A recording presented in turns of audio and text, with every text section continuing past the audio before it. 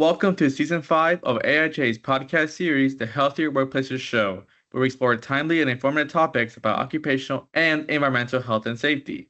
I'm your host, Alejandro Castillo. Today, I have the pleasure of speaking with toxicologist Yves Alarie. Yves holds a Bachelor of Science, Master of Sciences, and Doctor of Philosophy from the University of Montreal. He has served as a physiologist at Hazelton Laboratories and an associate professor and professor at the Environmental and Occupational Health Department at the University of Pittsburgh, where he has been a department chairman from 1978 to 2002. Yves is the founder of the invention RD50, also known as the Alarie Test. The Alarie Test is an experimental method used to assess the concentration of a substance that induces a 50% reduction in breathing frequency in male Swiss-Webster mice. It is primarily used to evaluate sensory irritation of the upper respiratory tract and is considered for risk assessment in occupational health. Today's episode is part of our Luminary series. Yves, thank you for joining us today. Thank you for asking me, and I'm glad to do it.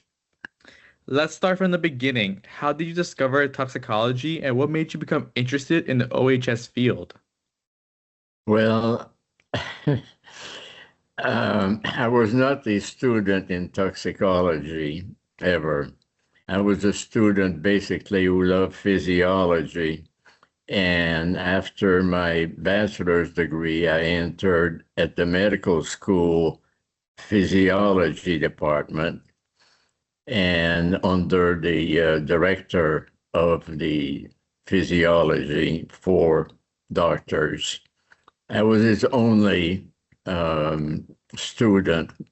And so I was helping him also in setting up exposure system for demonstration to the student, to the medical student, about every possible area in the body of humans, how they work physiologically. And so we use everything. We use frogs, we use mice, we use rats, we use guinea pigs, we use dogs, and we use monkeys. Mm-hmm. One of the things that I was very interested in was the reflex reactions, and he was huge on this. And so I was helping him in setting up those things for the students. Mm-hmm. And so the students, were really amazed about these type of things happening. When you're exposed to chemicals, you're breathing, we human are breathing mostly to our nose. And so what happens to us is in inhalation, your eyes are exposed and your nose is exposed. And there is a nerves there in our body, our heads, which is called a trigeminal nerve. And this will, if you have a chemical like we saw that in humans in World War I, we call them tear gases, okay? Of course. So you're exposed to it, your eyes start burning, your nose start burning, and so you stop breathing through your nose. Now you breathe through your mouth, and what happens to you? Well, now you start coughing. And so here's the reflex reaction from the trigeminal nerve. The trigeminal nerve is not only in your eyes and your nose, it's also in your skin. But it takes time for any particular gas or vapor or to go through your skin. It goes through your eyes very quickly, and of course you're breathing in. Mm-hmm. So these are the problems coming through with and sensed by that trigeminal nerve. So that's how I learn about. We can use this for chemicals in industry, and this was done by the ACGIH. ACGIH was formed in 1938, but then the war came and they didn't do very much. But after the war, they started. And what happened is they were trying to give a safe level of exposure to a wide variety of chemicals in the chemical industry. And what they did is publish a number, like for acrolein, it's so much, for sulfur dioxide, it's so much, and so on and so forth. But this was never a law, okay? This was a suggestion. There was no question about it. And somebody in 1956 explained how to use this methodology. And maybe you can see this. This is his picture. And he presented that in 1956 at a meeting, Hygienic Standard for Daily Inhalation.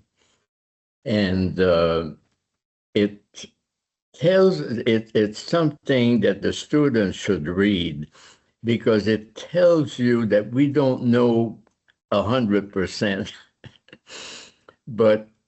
and he is very good at explaining that to you. And so I did meet him in 1964 at a meeting. And so we became very good friends, because he was also here at Mellon Institute, which is in Pittsburgh. So when I became a professor there, I would meet him, and he was the teacher in my department, and he helped me really get that job as an associate professor. And when I moved there, he told me, "You're not going to teach. I'm teaching." And what I want you to do is I want you to update all the laboratories, because the laboratory in Pittsburgh was a big, we have all the what people call about UST, okay, obviously. But you have a lot more than that. You have Alcoa, you have Pittsburgh Plate Glass, and so on and so forth.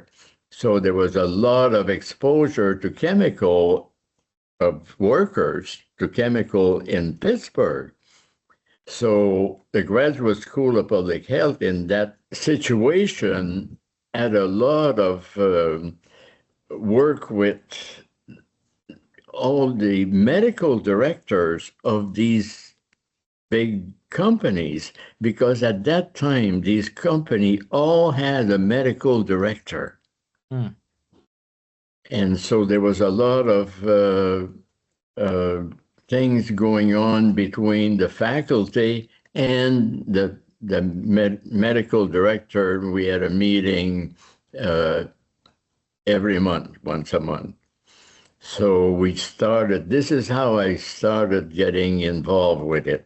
But the way I got involved when I became a professor at Pittsburgh, I had been working for a company which was a new laboratory called Hazleton Laboratory. And there was 3 companies at that time who did toxicology for money. And I got a job there. They imported me from Montreal in 1963, and I started working with them, and they had a contract with the Department of Defense, in particularly for at Edgewood Arsenal, where they were also looking at tear gas and how do you test them, how do you find them, and so forth. So I was asked by my boss to write a proposal to the Department of Defense, to the Army there, and I did. And he wrote, he read my proposal, and he said, "You got to be kidding me. You think this thing's going to work?"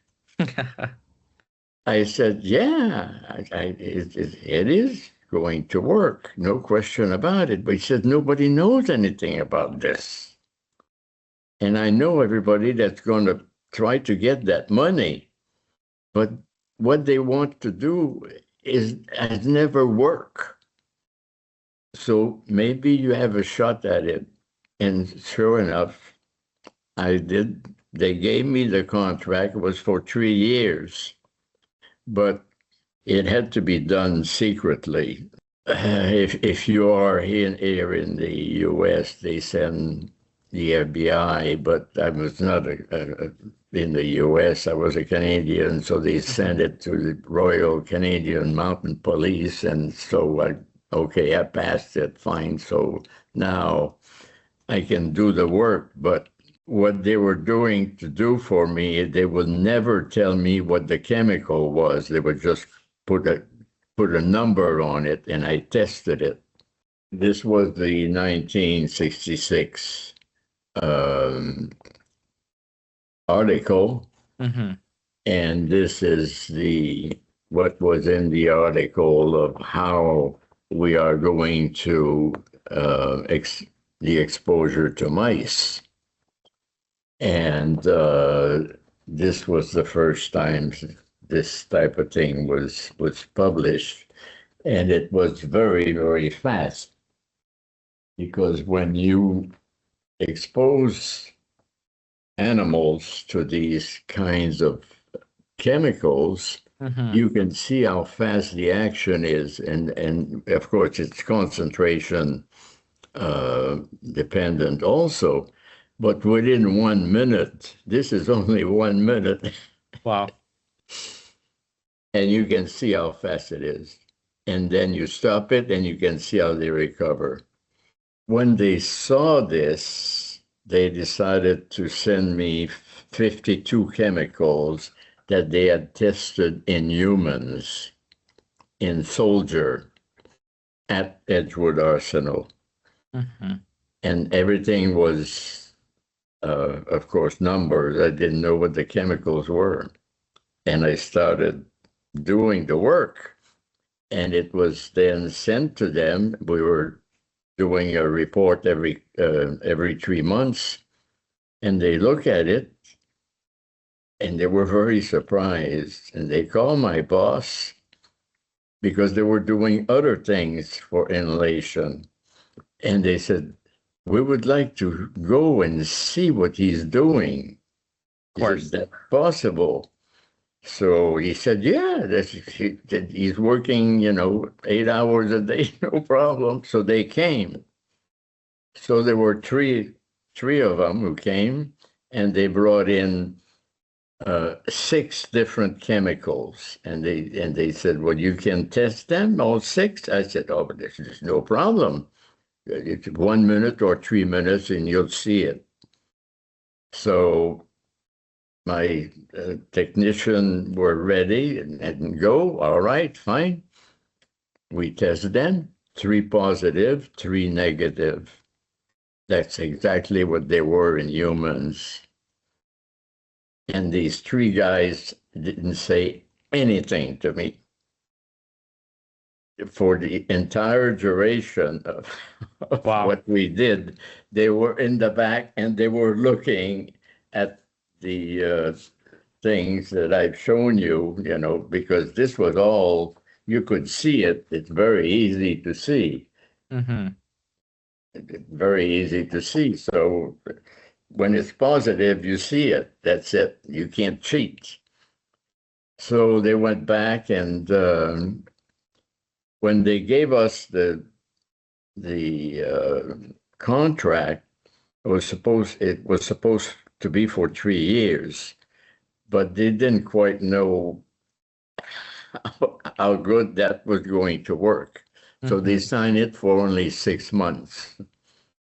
So now they went back to my boss and they said, "Okay, we're gonna do it for 3 years, no problem, because we have a lot of chemicals for him to test."